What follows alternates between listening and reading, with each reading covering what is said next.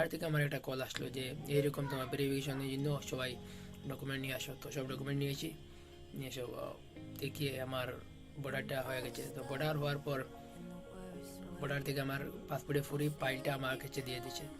তো দেওয়ার দুদিন পর আমি এসপি অফিসে গেছি। তো এসপি অফিসে যাওয়ার পর এসপি সব ডকুমেন্ট দেখে সিল মারে কমপ্লিট করেছে। তো কমপ্লিট করার পর এই মাসের 6 তারিখে আমার একটা মেসেজ আসছে যে তোমার পাসপোর্ট গুয়াহাটি থেকে ছেড়ে দিয়েছে। তো আস্তে আস্তে লেট হয়ে গেছে, কারণ পরিস্থিতি খুবই খারাপ। তো আজ আসলো আমার কাছে এই পাসপোর্টটি।